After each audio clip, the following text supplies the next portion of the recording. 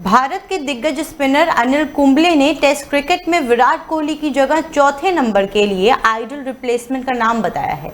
इस पोजीशन के लिए उन्होंने करुण नायर का नाम सुझाया है।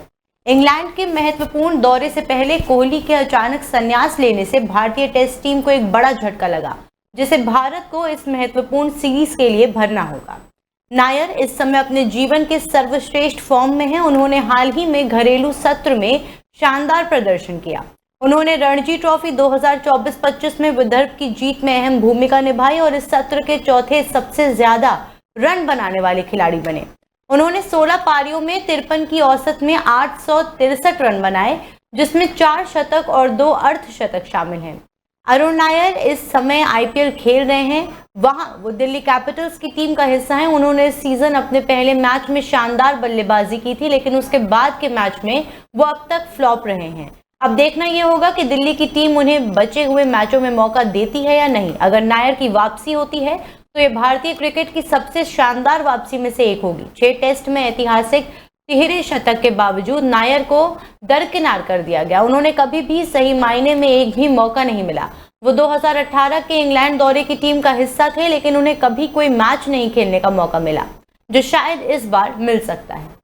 पाकिस्तान के पक्के दोस्त तुर्की के राष्ट्रपति रिसेप तैयप एर्दोगन ने एक बार फिर पाकिस्तान के लिए प्यार बरसाया है। उन्होंने भारत पाकिस्तान संघर्ष से निपटने की बात कहकर पाकिस्तान की जमकर तारीफ की है। राष्ट्रपति एर्दोगन ने आरोप लगाते हुए कहा कि वो भारत के नाकाब हमलों का जवाब देने में अपने धैर्य और ज्ञान के लिए पाकिस्तानी प्रधानमंत्री शहबाज शरीफ और पाकिस्तानी भाइयों और बहनों को बधाई देते हैं। इससे पहले भी तुर्की के राष्ट्रपति ने पाकिस्तान के भारत के खिलाफ जारी तनाव में खुला समर्थन किया था। इस दौरान उन्होंने कहा कि तुर्की अच्छे और बुरे समय में पाकिस्तान के भाई समान लोगों के साथ खड़ा रहेगा। एर्दोगन ने भारत और पाकिस्तान के बीच युद्ध विराम का स्वागत करते हुए जल विवाद के समाधान की आशा जता चुके हैं। उन्होंने पाकिस्तान को समर्थन देने की भी बात दोहराई है।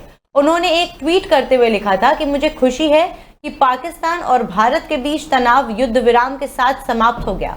मुझे उम्मीद है कि शांति का ये माहौल अन्य समस्याओं, विशेष रूप से जल विवाद के समाधान में सहायक होगा। एर्दोगन का ये बयान उस समय आया जब कश्मीर में पहलगाम हमले के बाद भारत ने सिंधु जल संधि को निलंबित कर दिया था। इस संधि के तहत भारत से 3 प्रमुख नदियों, जो कि झेलम, चिनाब और सिंधु हैं, इसका पानी पाकिस्तान को मिलता है। इस ऐतिहासिक संधि को लेकर अब नई बहस छिड़ गई है। भारत के खिलाफ तुर्की ने पाकिस्तान का साथ दिया, ये बात किसी से छिपी नहीं है। अब इस मामले में बड़ा खुलासा हुआ है और रिपोर्ट के अनुसार भारत के खिलाफ हमलों के लिए तुर्की ने पाकिस्तान को 350 से ज्यादा ड्रोन्स भेजे थे। इसके साथ ही तुर्की ने इन ड्रोन्स को ऑपरेट करने के लिए मिलिट्री ऑपरेटर्स भी भेजे थे। भारत के खिलाफ ड्रोन अटैक को अंजाम देने में तुर्की के सलाहकारों ने पाकिस्तान की पूरी मदद की। पाकिस्तानी कार्यवाही शुरू होने से पहले तुर्की की सेना का एक युद्धपोत कराची बंदरगाह पहुंचा था। पाकिस्तानी मीडिया ने यह दावा किया था कि युद्धपोत में पाकिस्तान के लिए हथियार भेजे गए थे, लेकिन तुर्की के रक्षा मंत्रालय ने मीडिया रिपोर्ट को खारिज कर दिया था। हालांकि अब तुर्की की पोल खुल चुकी है। छत्तीसगढ़ के बीजापुर जिले के करटुरगुल की पहाड़ियों पर पिछले 21 दिनों से नक्सलियों के खिलाफ एंटी नक्सल ऑपरेशन चलाया जा रहा था। इसे लेकर सीआरपीएफ के डीजी जीपी सिंह और छत्तीसगढ़ के डीजीपी अरुण देव गौतम समेत बस्तर के तैनात सीआरपीएफ और बस्तर पुलिस के आला अधिकारियों ने बीजापुर के पुलिस लाइन में 14 मई को प्रेस कॉन्फ्रेंस की। सीआरपीएफ के डीजी जीपी सिंह ने बताया कि पहाड़ियों में 21 दिनों तक चले नक्सलियों के खिलाफ ऑपरेशन में सुरक्षा बलों को काफी बड़ी सफलता मिली है। इस ऑपरेशन से माओवादी संगठन को भी काफी बड़ा नुकसान पहुंचा है। इन 21 दिनों में पहाड़ियों में हुए अलग अलग मुठभेड़ों में कुल 31 नक्सलियों को मार गिराने के साथ ही 150 से ज्यादा बंकरों को ध्वस्त करने में जवानों को सफलता हासिल हुई है। साथ ही देसी हथियार बनाने की फैक्ट्री को भी ध्वस्त कर बड़ी मात्रा में विस्फोटक सामान बरामद कर लिया गया है।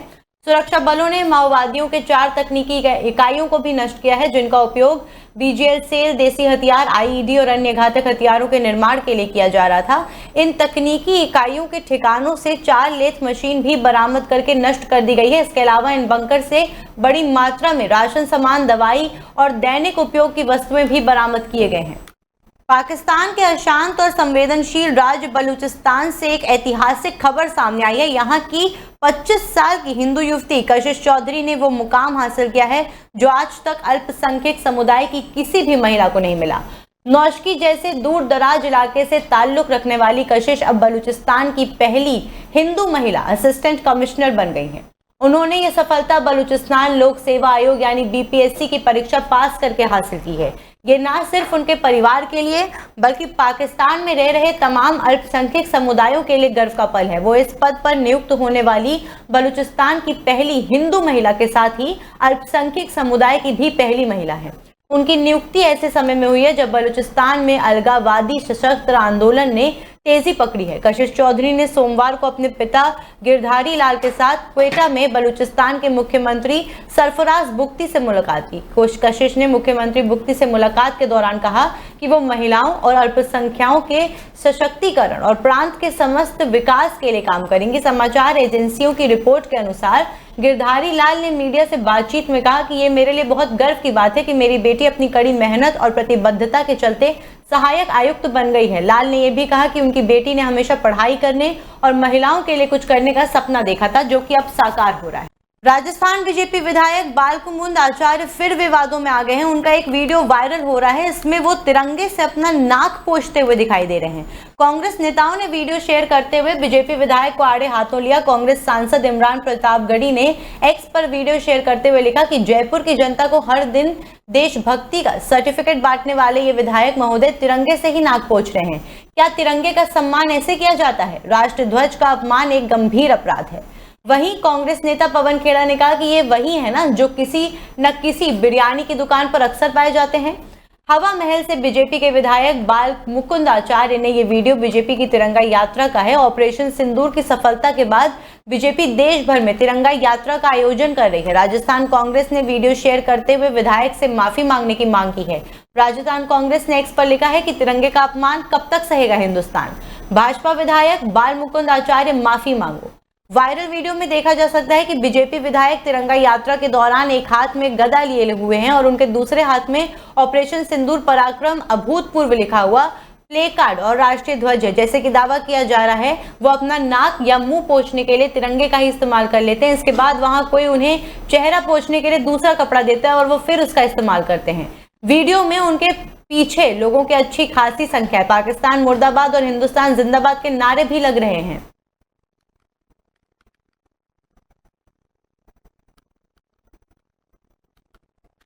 ऑपरेशन सिंदूर की कामयाबी के बाद भारतीय सेना के जाबाजों के हौसले बुलंद हैं। सुरक्षा बलों ने पिछले 46 घंटे में 6 आतंकियों को मिट्टी में मिला दिया। शोपिया में ऑपरेशन केलर के बाद अब त्राल में जैश ए मोहम्मद के 3 आतंकी छलनी हो गए हैं। गुरुवार को यानी कि 15 मई को रक्षा मंत्री राजनाथ सिंह की मौजूदगी में श्रीनगर का बादामी बाग, जहां भारत माता की जय के जयकारे से गूंजा, तो वहीं दूसरी त्राल में सुरक्षा बलों ने आतंकी हाफिज शेख, आमिर नजीर वानी और यावर अहमद भट्ट को मार गिराया। पहलगाम आतंकी हमले के बाद जम्मू कश्मीर में सुरक्षा बलों का सर्च ऑपरेशन जारी है, तो दूसरी तरफ पहलगाम हमले के बाद रक्षा मंत्री राजनाथ सिंह के पहले कश्मीर दौरे में सैनिकों का जोश हाई दिखा है। श्रीनगर के बादामी बाग में मुख्यमंत्री उमर अब्दुल्ला और उपराज्यपाल मनोज सिन्हा मौजूद रहे। पुलवामा जिले के त्राल में सुरक्षा बलों की मुठभेड़ में छन्नी हुए आतंकवादियों ने घेरे जाने पर जान बचाने की पूरी कोशिश की, लेकिन ड्रोन में कैद होने के बाद सुरक्षा बलों ने उन्हें मिट्टी में मिला दिया। इस आतंकियों के छुपने के वीडियो ड्रोन में कैद हुए हैं। 15 मई को मुठभेड़ में मारे गए जैश ए मोहम्मद के 3 आतंकवादी पुलवामा के ही रहने वाले हैं। इसकी पहचान हाफिज अहमद शेख, आमिर नजीर वानी और यावर अहमद भट्ट के रूप में हुई है। सभी जम्मू कश्मीर के पुलवामा जिले के निवासी हैं। त्राल में मुठभेड़ तब शुरू हुई जब सुरक्षा बलों को त्राल के जंगलों में 2 से 3 आतंकियों के छिपे होने की सूचना मिली। इसके बाद पुलिस और सेना ने इलाके को घेर लिया। शोपियों में मारे गए आतंकी लश्कर-ए-तैयबा से जुड़े हुए हैं। छिपे हुए आतंकियों की तलाश की जा रही है। इस बीच त्राल एनकाउंटर का ड्रोन वीडियो सामने आया है। इस ड्रोन वीडियो में आतंकियों को छिपे हुए देखा जा सकता है। एक अन्य फुटेज में एक आतंकी को ढेर होते हुए देखा जा सकता है। माना जा रहा है कि अभी और भी आतंकी छिपे हो सकते हैं। इससे पहले आज जैश के 3 आतंकियों को ढेर किया गया है। वो सभी त्राल के ही रहने वाले थे। इनका नाम भी लिखा गया है। और आतंकी आमिर की बात करें तो उसने अपनी मां से बात करते हुए नजर आया है। वो उसकी मां उसे सरेंडर करने के लिए कह रही है, लेकिन आमिर कहता है कि सेना को आगे आने दो, फिर मैं देखूंगा। सूत्रों के माने तो सुरक्षा बल चाहते थे कि यह आतंकी सरेंडर करे, लेकिन सरेंडर करने की बजाय इन्होंने फोर्स पर फायरिंग शुरू कर दी, जिसके जवाबी फायरिंग में ये मारा गया।